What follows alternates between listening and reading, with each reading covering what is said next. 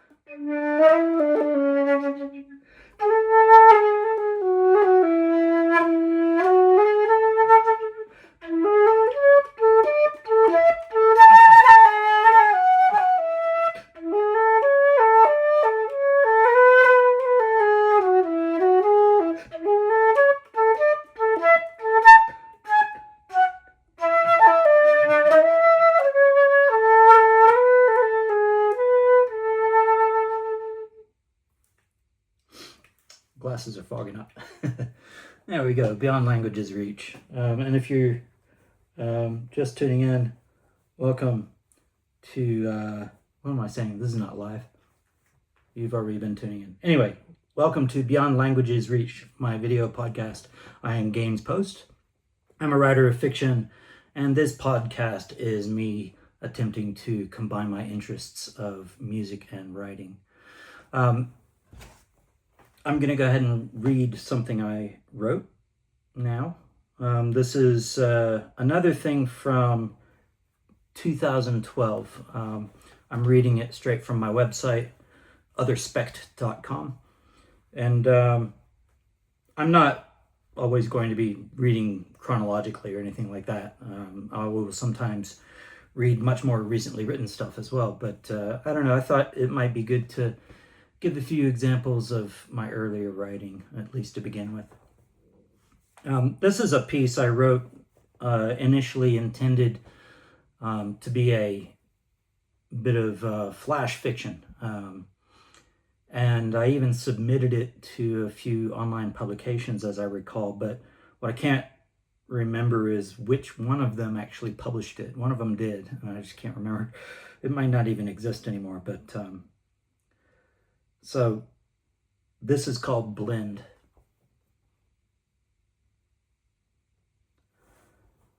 Travis Wilfrit sat slumped with legs pretzeled, his backbone grinding against the hard stones of the painted wall. On the opposite side of the gym, beautiful Claire Bertrand stood giggling with her friend Bethany. The sound drew a gruff bark from the PE teacher, and the two girls went back to pretending to do their stretches. Her hair was even more colorful than usual today. The deep azure of the past 2 weeks was now streaked with crimson on one side and snow white on the other. Hey, check it out. I think Stutter Magic's got a heart on. Oh shit. Ha! I think you're right. Careful there, Winfred. You wouldn't want to accidentally knock her up. We don't have to call up the CDC to come quarantine your offspring. Travis did his best to ignore the group of asshole morons guffawing and pointing at him from a few yards away. He stared at the floor between his legs, but his heart was pounding, and hot blood was rushing up his neck into his cheeks.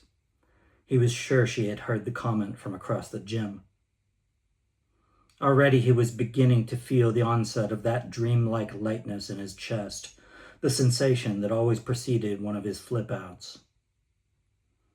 Abruptly, he got up and marched left along the wall, wending his way around clumps of slobbering, vacant-eyed teenaged bodies until he reached the arched doorway leading to Gym B. As he passed through, he could feel the PE teacher's eyes on the back of his head, but he knew the man wouldn't say anything. Not to him. Not now. The big empty vastness of Gym B opened up before him. Travis moved left along the dividing wall until he reached the middle. The lack of people made it better here, but the feeling had not yet subsided. Find a distraction, he thought, and focus on it. Read a book, or even just stare at something until you calm down. He sat down and stared at the floor for a long time. Something was wrong. Travis went through his mental exercises over and over, focusing on the floorboards in all their detail. The way the overhead lights gleamed in their lacquer, the narrow grime-filled cracks between the old planks, the very grain of the wood itself. He stared and stared, but the feeling wouldn't go away. If anything, it was getting worse. A girl's laugh rang out from Gym A on the other side of the wall behind him. Travis put his hands over his ears and hunched his face closer to the floorboards. All he wanted was to disappear, to escape this place, to escape the feeling. But it continued to rise in him. Desperate, he squinted his eyes until the boards blurred. That was better. He did it some more and began to pretend he was actually inside the grain of the wood. He could feel the fibers around him. He could even sense the pressures still holding the flesh of the long-dead tree together. There was a funny odor of oak and lacquer and glue. Travis smiled. It was cool and dark in here, and the light-chested feeling had begun to leave him. He lifted his head and looked around. It was not exactly sight, but he could see through the wood all the way to the end of the board where it met the painted stone blocks of the wall. He could see right through it. How awesome it would be if he could be inside the stone too, he thought. And so he tried moving and was delighted to discover that he was able to travel along the grain of the wood unhindered. As Travis blended from wood into stone, he stood and looked back. He could see everything in the big empty room behind him, but there was no sign of his body. It was gone. He was actually here. Free, Travis laughed out loud. He laughed even louder when he peered from his hiding place in the wall into Gym A and saw the spooked faces of his PE class backing away from the wall. This is real, he marveled. Ha ha ha ha! He bellowed. Everyone, including the PE teacher, scattered for the exit in a screaming panic. Travis smiled to himself. He took a long, deep breath and exulted in the musty old smell of the stone surrounding him, permeating him. He knew, without a doubt in his mind, what he had to do. Suddenly full of energy, Travis dove. He hurtled through stone and wood and metal, blending deeper and deeper, faster and faster, all the while laughing with pure joy as he explored his wonderful new world. Blend.